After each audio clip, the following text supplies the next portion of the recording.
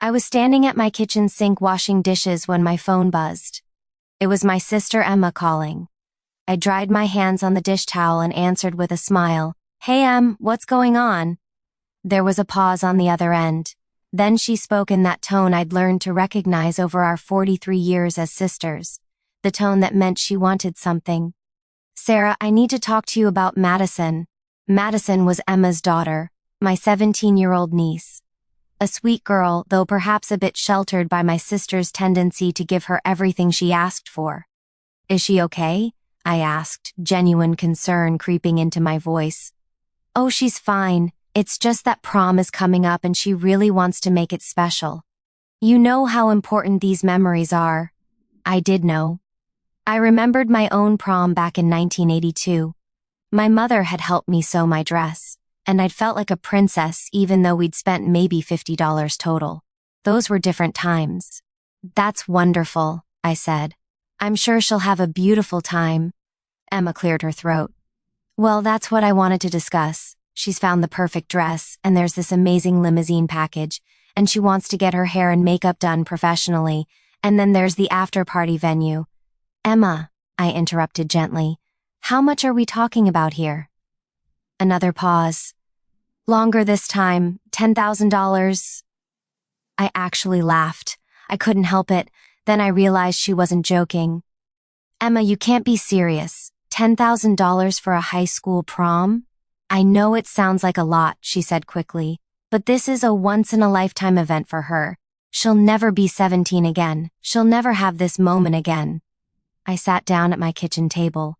Through the window I could see my own daughter Lily's car pulling into the driveway. She was 21 now, just graduated from community college, working full-time at the hospital as a nursing assistant. She'd moved back home 6 months ago to save money. I understand it's important, but $10,000? That's not reasonable." "I wouldn't ask if I had any other choice," Emma continued. "But David and I are stretched thin right now with the house renovation. I was hoping you could help us out. You know, from the account?" My stomach dropped. The account. Our parents had passed away 3 years ago. Mom first from cancer, then Dad 6 months later from what the doctor called a heart attack. But what I knew was really a broken heart. They'd left Emma and me their modest savings in a joint account, about $30,000 total. We'd agreed to keep it there for emergencies, for family needs. Over the past 3 years, Emma had borrowed from it 4 times. Once for a cruise, once for new furniture, once for David's motorcycle, and once for what she called a necessary kitchen upgrade. She'd paid back about a quarter of what she'd borrowed. "Emma, that money is supposed to be for emergencies. This is an emergency. My daughter's happiness is at stake, Sarah. Don't you care about your niece?" I felt the familiar guilt rising in my chest. Emma had always been good at this, ever since we were children, making me feel selfish for having boundaries. Of course I care about Madison, I love her. But $10,000 for one night? That's not teaching her good values. Good values. Emma's voice rose. "Is that what this is about? You think you're better than us because you live more modestly? Because Lily went to community college instead of a real university?" The word stung. Lily had chosen community college because it was practical, because she didn't want to drown in debt. I was proud of her for that choice. "This isn't about being better than anyone," I said quietly. "It's about being responsible with money that our parents worked hard to save. Mom and Dad would want their granddaughter to be happy. Mom and Dad would want us to be wise with what they left us." Emma was silent for a moment. When she spoke again, her voice was cold. "Fine. I see where I stand. I'll figure it out myself." She hung up before I could respond. Lily came through the door carrying groceries. At 21, she had her father's dark hair and my green eyes. She'd always been mature for her age, especially after her dad and I divorced when she was 12. "Who was that?" she asked, setting the bags on the counter. "Aunt Emma." Lily made a face. She and her aunt had a complicated relationship. Emma had never quite hidden her disappointment that Lily hadn't pursued what she called a more prestigious path. "Let me guess. She needs money." I helped her unpack the groceries. Madison's prom is coming up. Oh, that should be fun for her. Madison showed me her dress options last month. There were some really pretty ones in the $300 range. Apparently the plan has gotten more elaborate since then. Lily stopped and looked at me. How much more elaborate? $10,000 worth. My daughter's eyes widened. For a prom? Mom, my entire community college tuition for a year was less than that. I know, honey. Please tell me you said no. I said no. Lily hugged me. Good. You know I love Madison, but Aunt Emma has to stop spoiling her like this. It's not helping her. That evening, I tried to relax with a book, but I couldn't focus. I kept thinking about Emma's words, about whether I was being unfair. Was I being too rigid? Was I denying my niece a special memory? My phone buzzed. I picked it up and saw I'd been added to a family group chat. My heart sank. Emma only created group chats when she wanted an audience. The messages started coming fast. Emma, I just want everyone to know that Sarah has refused to help Madison with her prom expenses. $10,000 that would make my daughter's dreams come true, and her own aunt won't help. My Uncle Robert replied first. $10,000 for a prom? That seems excessive. Emma, it's not excessive when it's your child's happiness. But I guess Sarah doesn't understand that. My cousin Jennifer, why doesn't Madison get a job and save up herself? That's what we all did. Emma, she's too busy with school and college applications. This is a stressful time for her. Then David, Emma's husband, chimed in. My daughter deserves the best. Family is supposed to support each other. I stared at the phone, watching the messages pile up. Some family members defending me, others questioning why I couldn't just help out. The words blurred together. Then I saw it. Emma had posted, Sarah is sitting on $30,000 of our parents' money and won't share. She's always been selfish with money, even when we were kids. That wasn't true. The account had $30,000 at the start, but with Emma's borrowing and minimal repayment, it was down to about $18,000 now. But more than that, she was twisting the situation, making me look cruel. My phone rang. It was my Aunt Patricia, Mom's sister. Sarah, honey, what's going on? I explained the situation calmly, including the history of Emma's borrowing. Aunt Patricia sighed. Your mother worried about this, you know. She worried that Emma never learned to manage money, that she always wanted things beyond her means. I feel guilty, Aunt Pat. Am I being too hard on her? Guilt is Emma's favorite tool, sweetheart. It always has been. You're not being hard on her, you're being an adult. $10,000 for a prom is absurd, and your mother would have said the same Ang. After we hung up, I sat in the quiet of my living room. The house felt big and empty, even with Lily upstairs. I thought about my marriage, how it had ended partly because of money stress. My ex-husband Tom had been a dreamer, always chasing the next big thing, always spending money we didn't have on opportunities that never panned out. The divorce had been painful but necessary. I'd learned the hard way that love doesn't conquer all. Sometimes love means setting boundaries. Sometimes love means saying no. The group chat continued to explode over the next 2 days. Emma posted updates about how stressed Madison was, how this was affecting her schoolwork, how Sarah's refusal was causing family trauma. Then Emma's next message came, since Sarah won't help. David and I have decided to pay for everything ourselves. We're taking out a loan. We'll be in debt, but at least our daughter will know her parents love her. The guilt trip was expertly crafted. I could almost hear my mother's voice. Emma always knew how to make you feel like the bad guy. But it was David's next message that made me sit up straight. By the way, we've also taken $5,000 from the joint account to help cover costs. Family money should be used for family. I immediately called the bank. The representative confirmed it. $5,000 had been withdrawn by Emma that morning. My hands shook as I hung up. They hadn't asked. They'd just taken it. I called Emma. She didn't answer. I called David. He answered on the third ring. David, you withdrew money from the account without asking me. It's family money, Sarah. Emma has as much right to it as you do. That's not how joint accounts work. Both parties have to agree. Well, it's done now. What are you going to do, sue your own sister? He hung up. I sat there feeling my chest tighten. This was more than about money now.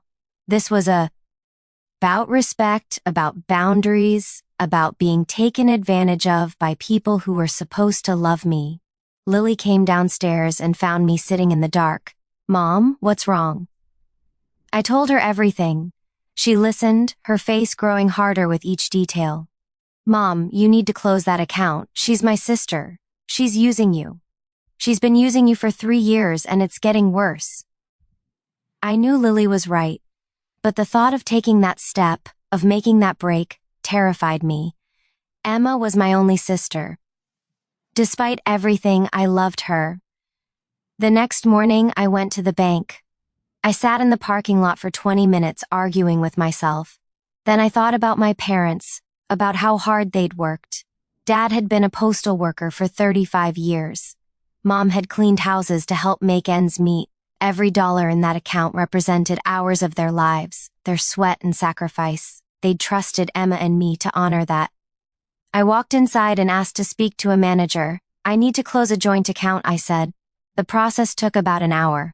There was $13,000 left. The manager explained that either party in a joint account could close it and withdraw the funds. Emma would be notified, but there was nothing she could do to stop it. I split the money, $6,500 into my personal savings, $6,500 into a cashier's check. I'd send the check to Emma with a letter explaining that this was her half of what remained after her previous withdrawals and the recent, unauthorized withdrawal. My phone started ringing before I even got home. Emma's name flashed on the screen. I didn't answer. The voicemails and texts came flooding in. How could you do this? You've destroyed this family. Mom and Dad would be ashamed of you. Madison is crying because of you. David sent his own messages. You're dead to us. We want nothing to do with you. The group chat exploded again. Emma had posted, Sarah just closed our parents' account and took all the money. She shut me out completely. After everything we've been through together, she's chosen money over family. Some family members rallied to my defense. Uncle Robert posted, Emma, you withdrew $5,000 without permission. Sarah had every right to protect the account, but others piled on. My cousin Michael, blood is supposed to be thicker than money. That hurt. It all hurt. But I'd made my choice. That evening, I sat down and wrote Emma a letter. Not an email or a text, but a real letter on paper. Dear Emma, I'm writing this because I don't trust myself to say these things without crying, and I need you to hear them clearly. I love you. You're my sister, and that will never change. But love doesn't mean allowing myself to be taken advantage of. Love doesn't mean enabling behavior that hurts both of us in the long run. The money Mom and Dad left us was a gift, but also a responsibility. They trusted us to be wise with it, to honor their hard work. Over the past 3 years, I've watched as that money has been used for things that wouldn't qualify as emergencies by any reasonable definition. When you took $5,000 without asking me, you crossed a line. That wasn't your money alone to take. It was our money, held in trust from our parents. I've enclosed a check for $6,500. This is your half of what remains after all your previous borrowals and the recent withdrawal. I've taken my half as well. The account is closed. I'm not doing this to punish you or to hurt Madison. I'm doing this because I can't continue in a relationship where my boundaries are ignored and my kindness is treated as weakness. Madison is a beautiful young woman, and I know she'll have a wonderful prom regardless of how much money is spent. But she needs more than an expensive dress or a fancy limousine, is to learn that happiness doesn't come with a price tag. That value as a person isn't measured by how much her parents can spend on her. I hope someday you'll understand why I had to do this. I hope someday we can have a relationship built on mutual respect instead of one-sided obligation. I'll always be your sister, but I can't continue to be your bank. With love, Sarah. I mailed the letter along with the check. The following weeks were hard. Some family members stopped speaking to me. Others reached out privately to say they supported my decision but didn't want to get involved publicly. I understood. Family politics are complicated. Lily was my rock during this time. She'd come home from her nursing shifts and we'd cook dinner together, talking about her day, carefully avoiding the Emma situation unless I brought it up. One evening, she said something that stuck with me. "Mom, you know what I learned in my pediatric rotation? The parents who give their kids everything often raise the unhappiest children. Because those kids never learn that they're enough just as they are, without all the stuff. They never learn resilience or gratitude or resourcefulness." "You turned out pretty wonderful," I said. She smiled. "Because you taught me that love and stuff aren't the same thing. You taught me that sometimes the best gift is being told no." Madison's prom came and went. I saw the photos on social media. She looked beautiful in a dress that probably cost around $500. She'd gone with a group of friends, no limousine, just parents taking turns driving. In the photos, she was laughing, genuinely happy. I wanted to comment, to tell her how lovely she looked, but I didn't. It felt like crossing a boundary Emma had set. 3 months passed. I was working in my garden on a Saturday morning when a car pulled up. I looked up, my hands covered in soil, and froze. It was Emma. She got out of the car slowly, and I could see she'd been crying. She walked up to the garden gate and just stood there. "Can we talk?" she asked. I stood up, brushing dirt from my jeans. "Of course." We sat on my back porch, not speaking at first. I brought out 2 glasses of lemonade, and we sipped in silence. "David left," Emma finally said. I felt my heart constrict. "Oh, I'm so sorry." He'd been having an affair for 6 months. The money problems, the renovation, the prom expenses. It was all part of some midlife crisis. He wanted to look successful, to feel young. She laughed bitterly. Turns out the 28-year-old he was seeing wasn't impressed by a man drowning in debt. "How's Madison handling it?" "Better than I am, actually. She's angry at him, but she's strong. Stronger than I gave her credit for." Emma looked at me. The prom thing, it was never really about Madison. It was about me trying to prove something. To David, to myself, to I don't know who. That we were doing well, that we were successful, that we could afford these things. You don't have to prove anything to anyone.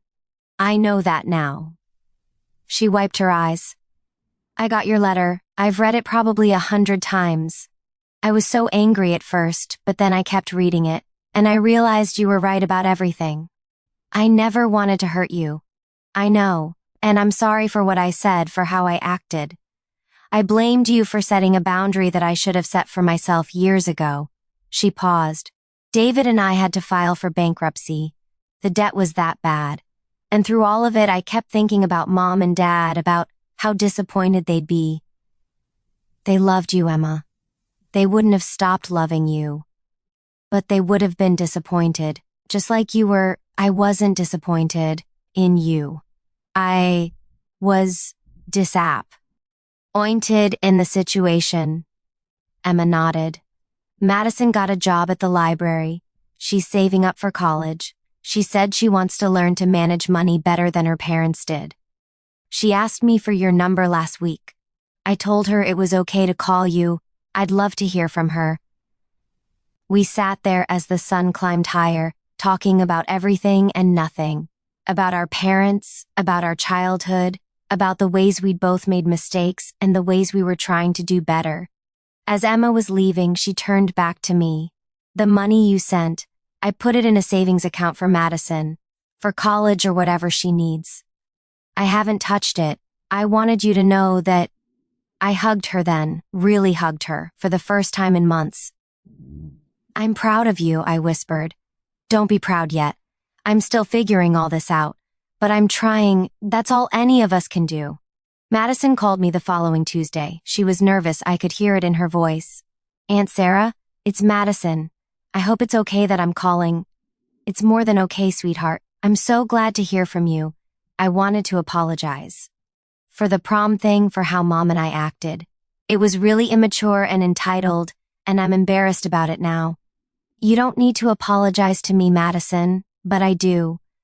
I was old enough to know better. I let Mom convince me that I deserved all these expensive things, and I never stopped to think about what that meant or where the money was coming from. She paused. Prom was fun, by the way, even without all the expensive stuff. Maybe especially without it, because I wasn't stressed about living up to some perfect image. I'm so glad you had a good time. Can I ask you something? Of course. Why did you say no? I mean, I understand now, but at the time I really wanted to know. Were you trying to teach me a lesson or something? I thought about how to answer that. I said no, because I love you. I know that sounds strange, but sometimes love means protecting people from getting everything they think they want. Your grandmother, my mom, she used to say that the best gift you can give someone is the opportunity to learn they're strong enough to handle disappointment. Madison was quiet for a moment. I think I get that now. After everything with Dad, after seeing Mom have to start over, I realize how important it is to live within your means and not base your happiness on having expensive things. You're very wise for 17, almost 18 now. And I want to go to community college like Lily did. Mom's not thrilled about it, but I think it's the smart choice. We talked for another hour. She told me about her job at the library, about the colleges she was researching, about her plans for the future. I heard in her voice the kind of grounded maturity that comes from weathering hard times and coming out stronger. Over the following months, Emma and I slowly rebuilt our relationship. It wasn't easy, and there were moments of tension, but we were both trying. She was seeing a therapist to work through her money issues and her tendency to define her worth through material things. She'd gotten a job as an office manager and was slowly paying down her debts. Madison started stopping by my house after her library shifts. Sometimes Lily was home, and the three of us would have dinner together. I watched as my niece and my daughter formed a deeper bond, and it warmed my heart. One evening, Madison helped me in the garden. As we planted tomatoes, she said, "You know what Mom told me yesterday?" She said closing that account was the best thing you could have done for our family. She said that? Yeah, she said it forced her to face reality, to stop living in this fantasy where money was always going to appear somehow. She said it probably saved her from going even deeper into debt. I felt tears prick my eyes. Your mom is doing amazing work, Madison. It takes real courage to change the patterns of a lifetime. She's still Mom, though. Yesterday, she saw this designer purse and got that look in her eyes, but then she laughed and said she needed to walk away before she convinced herself it was a necessity. Progress, not perfection. That's what her therapist says. As winter approached, our family slowly knitted itself back together. Not everyone had forgiven me. My cousin Michael still believed I'd been cruel, but most had come to understand my perspective. The group chat that had once been filled with accusations and anger now shared recipes and photos of grandchildren. Emma posted pictures of her small apartment with the caption, "Tiny, but it's mine and it's paid for." On Thanksgiving, Emma and Madison came to my house. Lily had invited her boyfriend, a kind respiratory therapist she'd met at the hospital. We cooked together, all of us crammed into my kitchen, laughing and arguing over whether the stuffing needed more sage. As we sat down to eat, Emma raised her glass. "I want to make a toast," she said. "To family. The real kind. The kind that loves you enough to tell you the truth even when it hurts. The kind that sets boundaries because they care about your well-being, not just your happiness in the moment." She looked at me, tears streaming down her face. "Sarah, I spent so many months angry at you, but you did what I needed, not what I wanted. You loved me enough to let me be mad at you, and I'm grateful for that, even though it took me way too long to realize it." I reached across the table and took her hand. "I love you, Em. I always have. I love you too, and I'm sorry for all of it, for taking advantage of your kindness, for turning the family against you, for making you choose between helping me and maintaining your own integrity." Madison spoke up. And I'm sorry too, Aunt Sarah, for being a spoiled brat who thought she needed $10,000 to have one good night. We all laughed through our tears. Lily added, I'm grateful for all of it actually, because watching Mom stand firm in her boundaries taught me that I can do the same, that love and boundaries aren't opposites, they're partners. That night, after everyone had gone home and I was washing the dishes, I thought about the journey we'd all been on. The pain, the growth, the hard conversations, the slow rebuilding of trust. I thought about my parents, about whether they'd be proud of how I'd handled things. I liked to think they would be. Not because I'd made perfect choices, but because I'd made honest ones. Because I'd valued their legacy enough to protect it, even at personal cost. My phone buzzed. It was a text from Emma. Thank you for today, for everything. I know it hasn't been easy. I just want you to know that Madison and I are looking at budgets for her college fund. We're planning together, making smart choices. It feels good. It feels grown up. Better late than never, right? I smiled as I typed my response. I'm so proud of you both. Mom and Dad would be too. 3 dots appeared, then disappeared, then appeared again. I think they're proud of you too, Sarah, for loving me enough to say no. As I turned off the kitchen light and headed upstairs to bed, I felt a peace I hadn't felt in years, the kind of peace that comes from knowing you've done the right thing, even when the right thing was hard. Sometimes the greatest act of love is refusing to participate in someone's self-destruction. Sometimes kindness looks like a closed door or an empty account. Sometimes the best gift you can give someone is the opportunity to stand on their own 2 feet. And sometimes, if you're very lucky, they'll eventually thank you for it. Madison ended up attending the same community college Lily had graduated from. She got a partial scholarship based on her grades and her essay about learning financial responsibility through adversity. Emma cried when they got the news, and when I asked if they were happy tears, she said, the happiest kind. Emma and I met for coffee every Sunday morning now. It was our ritual, our way of staying connected. We talked about everything. Work, relationships, parenting. The ways we were both still learning and growing. One Sunday, she brought up the prom again. Do you know what Madison said to me last week? She said that night ended up being special, not because of what we spent, but because she wasn't worried about living up to some expensive image. She could just be herself with her friends. That's wonderful. And I realized something. All those years, all that money I spent trying to give her the best of everything, I was really trying to fill some emptiness in myself. Some need to prove I was a good mother, a successful person. She stirred her coffee slowly. But good mothers don't need to prove anything. They just need to show up. You've always shown up for Madison. Not always in the right ways, though. I showed up with credit cards and grand gestures. But the day-to-day stuff, the hard conversations about money and responsibility and real-world consequences, I avoided all of that. You're having those conversations now, because you modeled what it looks like to have them. Even when I hated you for it, I reached across the table. You never really hated me. No, she admitted, but I really wanted to. We both laughed. As I drove home that afternoon, I thought about the long road we'd traveled, about how something that had seemed like the end of our relationship had actually been a new beginning, a more Nest 1. My phone rang. It was Aunt Patricia. How are you doing, sweetie? I'm good, Aunt Pat. Really good. I heard Emma's doing well, too. Working hard, staying on budget.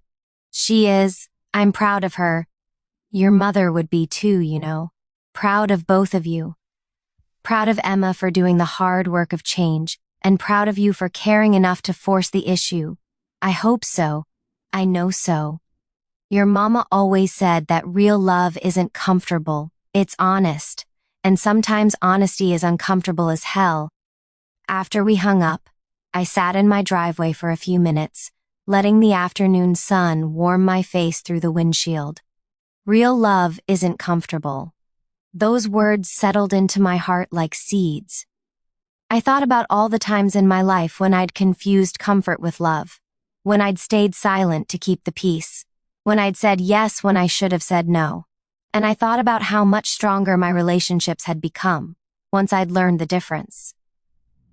Lily was in the living room when I came in, studying for her nursing boards.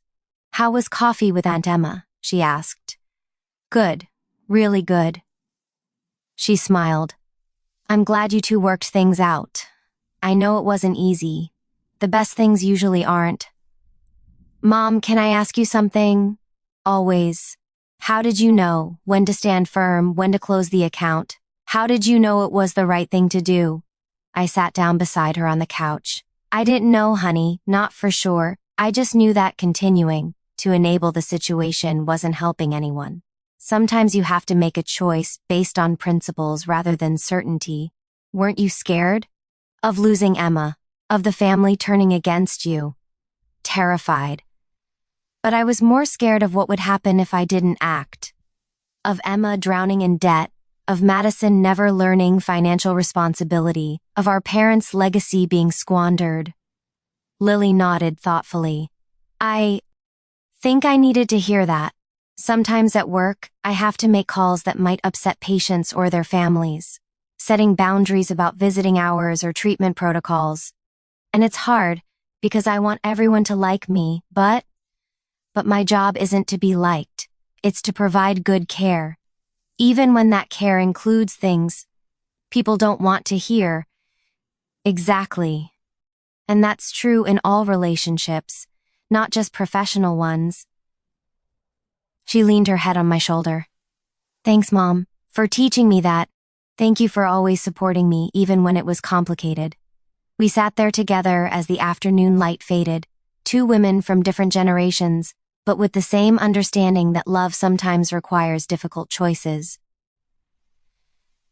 The following spring, Madison graduated from high school. Emma threw a party in her small apartment, nothing fancy, just family and close friends with potluck dishes and homemade decorations. As I watched Madison blow out the candles on her cake, I saw Emma watching her too, and the look on my sister's face was pure joy. Not the anxious joy of someone trying to prove something, but the peaceful joy of someone who knew she'd done her best with what she had. After the party, as people were leaving, Madison pulled me aside. "Aunt Sarah, I wanted to tell you something. I've been accepted to the nursing program for next fall." "Madison, that's wonderful." Lily inspired me actually, the way she talks about her work, the difference she makes. "I want to do that too." She paused. "And I wanted to thank you for what? For the prom thing. I know that sounds weird, but that whole situation taught me so much. About money, about values, about what really matters. If you'd just given us the money, I wouldn't have learned any of that." I felt my eyes filling with tears. "I'm so proud of the woman you're becoming. I'm trying to be someone my ND parents would be proud of. Someone who works hard and lives within her means and doesn't confuse price tags with worth." As I hugged her, I thought about my parents again, about the legacy they'd left that had nothing to do with money and everything to do with character. That summer, Emma got a promotion at work. It came with a modest raise, and she called me immediately. "Guess what I did?" she said, excitement in her voice. "What?" "I put the entire raise into Madison's college fund. All of it. My budget stays exactly the same, but her education gets stronger." That's amazing. I keep thinking about what you said in that letter. About honoring Mom and Dad's hard work. This feels like honoring it. Like taking what they taught us and passing it on to the next generation. They'd be so proud of you. I hope so. Because I'm finally proud of myself. Years passed. Madison graduated from nursing school and got a job at the same hospital where Lily worked. Emma paid off her debts and started saving for retirement. She never got back together with David, but she found a peace in her single life that I'd never seen in her before. We still met for coffee every Sunday. Sometimes we talked about serious things, sometimes about nothing at all, but we always showed up. We always chose each other, even when it was hard. One Sunday, Emma brought an envelope with her. "What's this?" I asked. "Open it." Inside was a check for $6,500. "Emma, what?" "It's my half of the money from Mom and Dad's account. The half you gave me. I've been saving it for Madison, but she just got a full scholarship for her master's program. So I want you to have it back. You don't have to do this. I know, but I want to. Not because I owe you, though I do, but because it feels right. It feels like completing the circle." I looked at my sister, at the lines around her eyes, and gray in her hair, and I saw someone who'd been transformed by struggle and choice and hard-won wisdom. "How about we do something else with it?" I suggested. "What?" "Let's start a scholarship fund, in Mom and Dad's name, for students who need help with college expenses." Emma's eyes lit up. "Really? Really? We'll match this amount and we'll ask family members to contribute if they want. We'll help kids who are trying to do the right thing, who are working hard and making responsible choices." Mom and Dad would love that. They would. And so we did. The Margaret and Robert Foster Scholarship Fund started small, with our combined $13,000. But word spread through our family, through our community. Others contributed. Within 2 years, we'd helped 5 students with their education expenses. At the first scholarship ceremony, Emma and I stood together as we presented the awards. Madison was there, now a practicing nurse. Lily was there with her husband. They'd gotten married the previous fall. Aunt Patricia was there, beaming with pride. As I looked around the room, I thought about the journey that had brought us to this moment. The pain, the conflict, the hard choices. And I realized that sometimes the most loving thing you can do is refuse to enable someone's harmful patterns. Sometimes the greatest gift is letting someone hit bottom so they can build themselves back up stronger. The prom that had caused so much upheaval had become a turning point, not just for Madison, but for our whole family. It had forced us all to examine our values, our priorities, our relationships with money, and with each other. And in the end, it had brought us somewhere better than where we'd started. As we drove home that evening, Emma said, "Do you ever wonder what would have happened if you'd just given us the money that day?" Sometimes I think about it a lot. I think we'd be in even worse debt. David probably would have left anyway, but I'd be drowning financially. Madison wouldn't have learned the lessons she needed to learn. And you and we'd still be stuck in that unhealthy pattern. Probably.